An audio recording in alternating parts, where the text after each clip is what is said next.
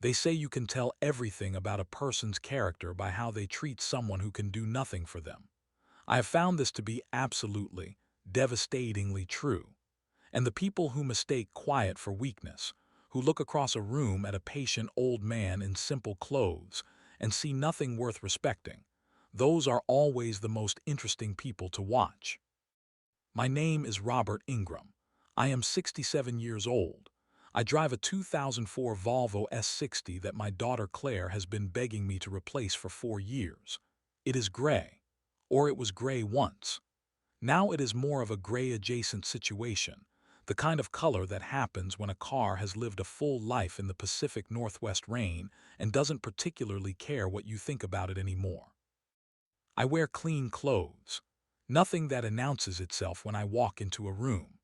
I live in the same house I bought 29 years ago on Cedarwood Lane, a quiet Portland street where the Douglas firs are older than most of the marriages on the block, and where people still wave at each other from their porches on Sunday mornings. My neighbor Ede Walsh, retired schoolteacher, good man, terrible at parallel parking, once leaned over the fence on a Saturday afternoon and told me I was the most unfancy successful man he'd ever met. I told him I wasn't successful. He laughed. I laughed. We talked about his vegetable garden for 20 minutes and I went back inside. Here is what Ede Walsh doesn't know. What my Sunday morning church friends don't know. What the young salesman at the dealership who once tried to sell me something newer didn't know when I smiled and said the Volvo was just fine. I own Ironwood Group, real estate, private equity, a media subsidiary, holdings across 4 states and 2 countries, structured through a network of companies so carefully layered that my name appears nowhere obvious. No Forbes profile, no charity gala with my photo on a banner, no business magazine headline. I built it that way deliberately, brick by brick, over 4 decades of getting up before sunrise and going to bed after midnight and never once confusing visibility with value. Ironwood Group is worth $2.8 billion. I drive a car with a dented rear bumper and a heater that takes 10 minutes to decide how it feels. And I would not change a single thing. Now let me tell you about my daughter. Claire Ingram is 32 years old and she is, without any exaggeration, the finest thing I've ever built. Smarter than me, warmer than her mother, God rest her soul. She has this laugh that starts quiet and then takes over an entire room before she even realizes it's happening. When she was 8 years old, she negotiated 15 extra minutes of television time using a 3-point argument I genuinely did not have a counter to. I sat there thinking, this child is going to be dangerous one day. I was right. What I did not anticipate was who she was going to marry. 3 years ago, Claire brought home Brandon Steele. Now, I want to be fair to Brandon. I want to be measured and balanced and give the man his due. So let me say this as generously as I possibly can. Brandon Steele is the human equivalent of a firm handshake that goes on just a little too long. He is 36 years old, 6 feet even, good-looking in the way that men who spend considerable time in front of mirrors tend to be. He wears suits that fit him perfectly and a watch that costs more than some people's monthly rent. And he has this habit of steering every conversation, every single one, back to something he has achieved, something he owns, or somewhere impressive he has recently been. Within 15 minutes of meeting me, he mentioned his MBA, his golf handicap, and the fact that he'd recently attended a conference in Singapore. Singapore. He said the word the way people say it when they want you to know they have been to Singapore. I nodded. I said, "That's wonderful, son." 6 months after meeting Claire, Brandon Steele was appointed CEO of SteelPath Logistics. Here is where the story gets interesting, and I need you to stay with me. SteelPath Logistics is one of Ironwood Group's subsidiaries, a solid company, 380 employees, contracts with some of the largest distribution networks in the Pacific Northwest. Good bones, real value.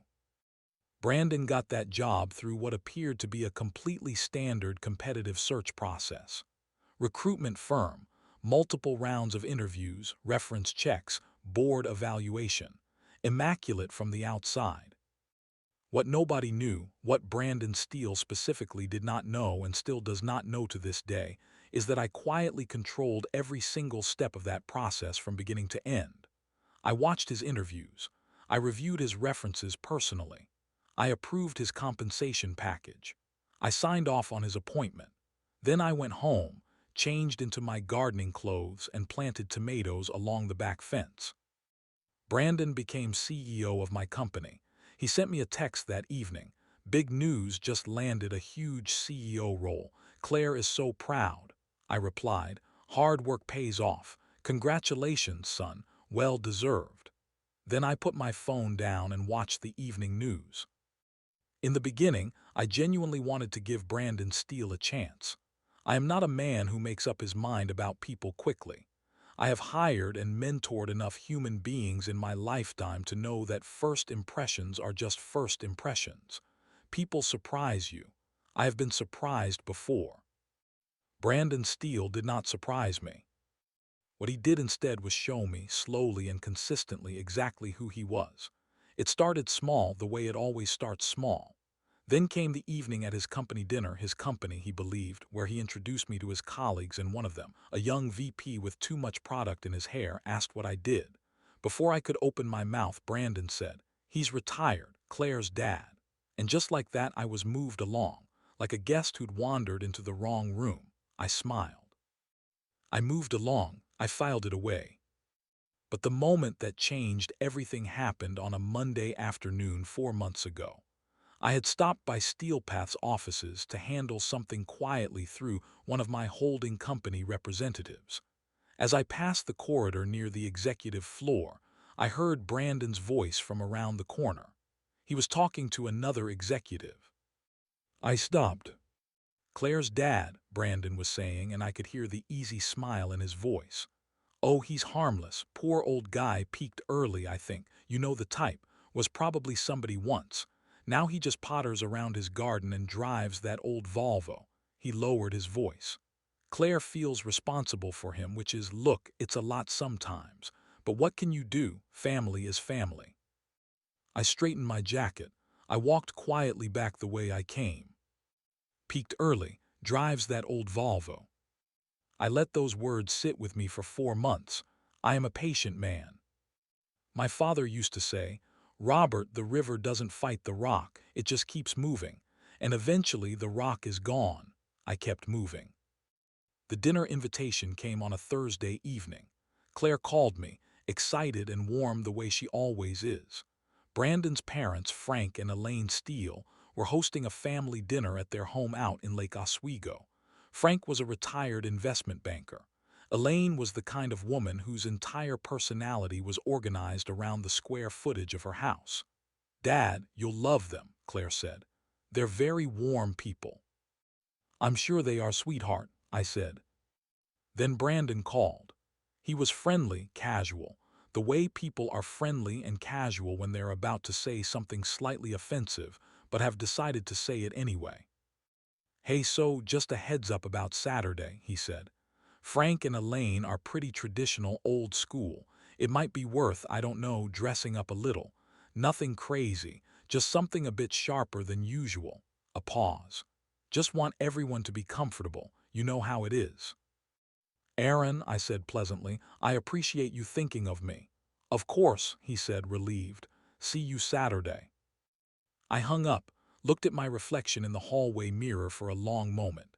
Then I went to my closet, moved past the suits in the back. The charcoal ones, the navy ones, the ones I wore when Ironwood closed its largest acquisition 11 years ago. Moved past all of it, and I pulled out my simplest clothes, clean, pressed, modest.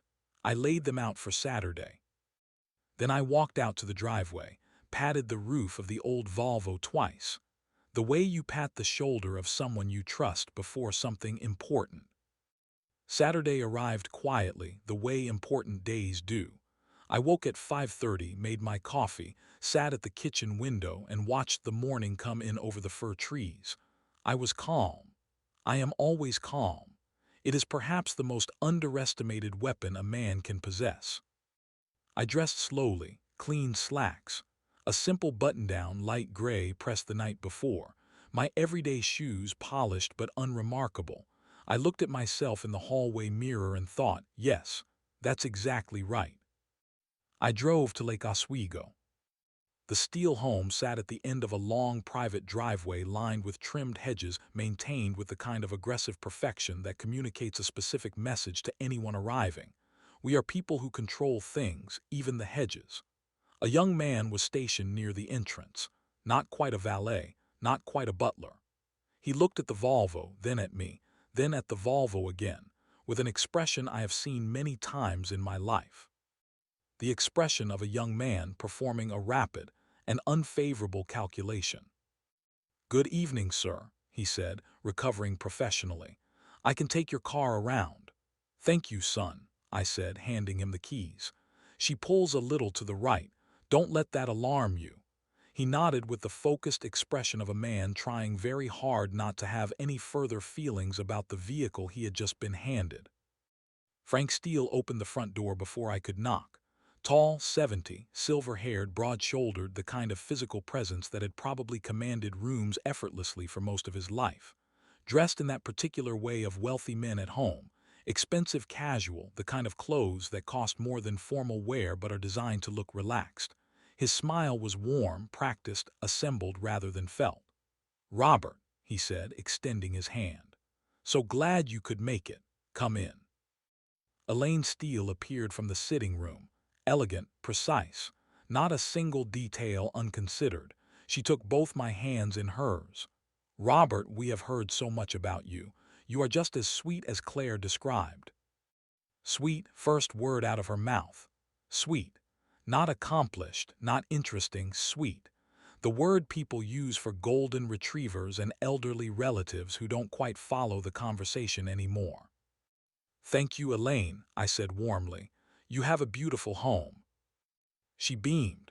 People who have built their identity around their possessions never tire of hearing their possessions complimented. Claire appeared and wrapped her arms around me the way she has since she was 4 years old. I held that hug a moment longer than usual. "You look great, Dad," she whispered. "So do you, sweetheart." Brandon materialized behind her. He looked at my outfit with an expression he controlled very quickly, just a flicker, half a second, a brief pained look that said I specifically asked him to dress up, followed immediately by the recovery smile. "Robert, glad you made it." The dinner table was set with the kind of deliberate formality designed to make certain guests feel the gap between themselves and their hosts. Crystal glasses, heavy silverware, candles. I sat down, unfolded my napkin, looked around at these people, and I became invisible, not because anyone made me invisible, because I chose it. I have spent 67 years learning that the most dangerous thing a man can do in a room full of people who underestimate him is correct that underestimation too soon. So I sat, I smiled, I asked polite questions, and I watched. Frank led the conversation from the front loudly, with the absolute confidence of someone who has never been told he was talking too much. He spoke about the markets, about a recent trip to Scotland, about Brandon's extraordinary instincts at Steelpath. "The boy has completely transformed that company," Frank said, swirling his glass. "Leadership is in the blood, I believe." He glanced at me, just informatively, the way people do when they want to establish a contrast without saying it directly. I nodded appreciatively. "That's wonderful, you must be very proud." Then Elaine turned to Claire with a smile that had a very specific shape. "And Claire, you must feel so secure having a husband who provides so well. It's such a blessing. Not every girl is so lucky." The table went slightly quiet for a fraction of a second. Claire smiled graciously, but I saw her eyes. I picked up my water glass, took a slow sip, and said absolutely nothing. Because the envelope hadn't arrived yet, and I knew, with the quiet certainty of a man who has been patient for 40 years, that when it did, everything at this table was going to change.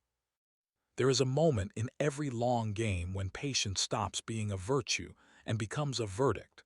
That moment arrived with dessert. I had been sitting at that table for 2 hours. 2 hours of nodding, 2 hours of smiling, 2 hours of asking questions I already knew the answers to. I had played my role flawlessly, the sweet old man, Claire's retired dad, the fellow with the funny car who peaked early. Then Frank reached beneath his chair. I felt it, that quiet internal shift that I have learned to recognize over 40 years. He placed a leather-bound document on the table, smoothed it with his palm, and slid it across to me.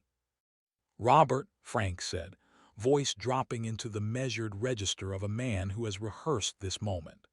"There's something we'd like to discuss as a family." I looked at the document. I did not touch it yet. Elaine's hands were folded on the table. Brandon had straightened in his chair with the posture of a man trying to look casual about something he is not casual about at all. "Brandon has a vision," Frank continued. "A real vision, an independent venture, his own company built from the ground up. The kind of opportunity that only comes once in a man's life. We believe in him completely. What we need is startup capital." He nodded toward the document. "What we're proposing is a straightforward arrangement. Claire's inheritance used as collateral to secure the initial funding, fully legal, above board in every way. We just need your blessing, Robert." As Claire's father, he sat back. Margaret, Elaine, smiled the smile of a woman who believes this is already settled. Brandon sat calm and certain, already mentally spending money he had decided was his. And I thought, you have absolutely no idea who you just handed that envelope to. I picked up the document, opened it, read every single page slowly and deliberately while the candles flickered and nobody at that table dared say a word. Then I closed it, set it gently on the table, picked up my water glass, took a slow, unhurried sip, and looked at Frank with the warmest smile I own. "I appreciate the thought that went into this," I said pleasantly. "I'll review it carefully." Frank exhaled. Brandon's shoulders dropped half an inch. Elaine reached for her wine with the relieved energy of a woman who believes the hard part is over. They thought they had won. I finished my water, made pleasant conversation for another 20 minutes, thanked Elaine for a wonderful evening, shook Frank's hand. A full handshake, firm, my eyes holding his just 1 second longer than necessary. He didn't know what that second meant. I walked out to the driveway. The young valet brought the Volvo around with the expression of a man who had spent the evening quietly judging my car and had now made his peace with it. I tipped him well, more than he expected, and watched his expression change. I got in. The engine groaned. The heater took a moment to consider. I pulled out of that driveway and drove home through the dark, quiet Portland streets, and I was so calm it probably would have frightened people who knew what I was about to do. I said nothing for 14 days. Not a word, not a reaction, not a single visible ripple. I tended my garden, had coffee with Ede Walsh, went to church, drove the Volvo to the grocery store and back. On day 4, Brandon texted, "Hey Robert, just checking in. Hope you had a chance to look at the proposal. Exciting stuff, right?" I waited 3 hours, then typed, "Still reviewing, son. These things take time." He sent a thumbs-up emoji. I set my phone down and made a phone call. Not to Brandon, not to Frank, to 3 very specific people, the senior members of the SteelPath Logistics Board of Directors. Men who had known me for years, men who understood that when I called directly, it was not a social occasion. "Run the audit," I said quietly. "Standard cycle, full scope, begin immediately." Then I hung up and went back to my garden. Because here is what I knew that Brandon Steele did not know. I had written his employment contract personally. Every clause, every line, including one buried deep in the document, a non-compete and fiduciary duty clause that Brandon had signed 3 years ago without reading carefully enough. A clause I had written 18 years before Brandon Cross ever entered my life. Designed precisely for men who believe they are smarter than the room they are standing in. I had been patient for 18 years. I could wait 14 more days. What the audit found took 12 days to fully document. When the final report landed on my desk, I sat with it for a long time. Not because I was surprised, I was not surprised. I sat with it because I wanted to be completely, absolutely certain before I did what came next. Brandon Steele had been building his independent venture for 8 months, on company time, on company devices, using SteelPath's internal contacts and client relationships to construct a business that would directly compete with Ironwood Group. Carefully, quietly, believing with complete confidence that nobody above him was watching. He had forgotten something I consider fundamental. You cannot build something in secret inside a house that belongs to the man you are hiding it from. Every meeting, every document, every contact made on company time, all of it a direct violation of the clause he had signed. All of it documented. All of it sitting in a folder on my desk on a Thursday morning when I put on the charcoal suit from the back of my closet, pressed the night before, and drove the Volvo to SteelPath Logistics. I parked in the reserved space out front, the one with the small placard that read Ironwood Group, reserved. The one Brandon Steele had driven past 3 times a week for 3 years without once asking whose name belonged to it. I walked into the conference room and sat at the head of the table, board members to my left, legal team to my right, the audit findings in a folder in front of me. In approximately 4 minutes, Brandon Steele would walk through that door believing he was arriving for a routine check-in. I straightened my jacket, I waited. The door opened. He walked in carrying his usual confidence like a coat, easy, natural, fitted perfectly to his shoulders. He scanned the room, took in the board members, the lawyers, the documents. Then his eyes found me, sitting at his table in his conference room, in a suit he had never seen me wear. I watched it happen in real time, the understanding moving across his face in slow motion, floor by floor, the recruitment search, the contract, the audit, Frank's proud smile, the envelope sliding across the dinner table, every single moment of the last 3 years arriving all at once. The silence lasted 8 full seconds. I let every one of them land. Then I said quietly, "Sit down, Brandon." He sat. "I'm going to say this once," I said. "Not because I'm angry, and I want you to understand that. I am not angry. Anger is for men who didn't see this coming. I saw this coming from the moment you mentioned Singapore at our first dinner." I opened the folder. "SteelPath Logistics is owned by Ironwood Group. Ironwood Group is owned by me. Has been for 19 years. The company you run, the salary you earn, the reputation you've spent 3 years building your entire identity around exists because I built it. I appointed you because I believed in what I saw. I gave you every resource you needed to become something real.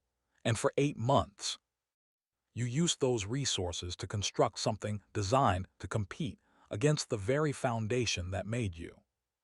I closed the folder. "The clause in your contract covers every single thing the audit found. Our legal team is prepared to pursue this to its full conclusion if necessary." Every trace of the confidence he'd walked in with was gone. He looked suddenly, for the first time since I'd known him, very young, very far from Singapore. "However," I said, "I am not interested in destroying you. I am interested in clarity. So here is what happens next. You resign today, quietly, professionally. Your reputation stays intact and this stays between these walls. Or we proceed legally and everything in this folder becomes part of a very public record." He looked at the board members, neutral, the lawyers, neutral. He looked back at me, and I saw something I had not expected. Shame, real shame. The deep, quiet kind that only comes when a man finally sees himself with complete clarity and does not like what he finds. "I'll resign," he said quietly, like the words cost him something. "Good." I stood, buttoned my jacket, picked up my folder. "One more thing," I said at the door. "The proposal your father presented at dinner, Claire's inheritance as collateral." I let that sit for exactly 1 second. "My lawyers transferred her inheritance this morning, directly into her name, irrevocably, in a personal account that requires her signature alone. Frank's proposal is now a document about money that no longer exists where he believed it did. Tell your parents I said thank you for dinner. The salmon was excellent. I drove home in the Volvo. The engine cleared its throat at the first start. The heater came on and then reconsidered. The cracked rear bumper caught the last of the afternoon light as I turned onto Cedarwood Lane. I sat in the car for a moment, just sat. 29 years of being the man nobody looked at twice and knowing exactly who I was the entire time. I patted the dashboard once. Good girl, I thought. Then I went inside and called my daughter. She arrived 20 minutes later and found me at the kitchen table, 2 cups of tea already poured. She sat down across from me and looked at my face, the way she has looked at my face since she was 4 years old, reading it like a map she has known her whole life. And I told her everything, from the beginning. The company, the structure, the steel path appointment, the contract clause I had written 18 years ago, the audit, the boardroom, the inheritance transfer. Every piece laid out quietly. When I finished, Claire was silent for a long time. Then she looked up and asked the only question, the one I had been carrying the answer to for 29 years. Dad, why didn't you ever tell me about any of it? I looked down at my cup, out at the dark garden, back at my daughter, at her mother's eyes in her face, at the laugh that takes over rooms, at the 8-year-old who out-argued me over television time and won. Because I wanted you to choose your life, I said, not have it chosen by what I own. I never wanted you to look at me and see a company. I wanted you to see your father. She cried. I held her hand across the table and I let her.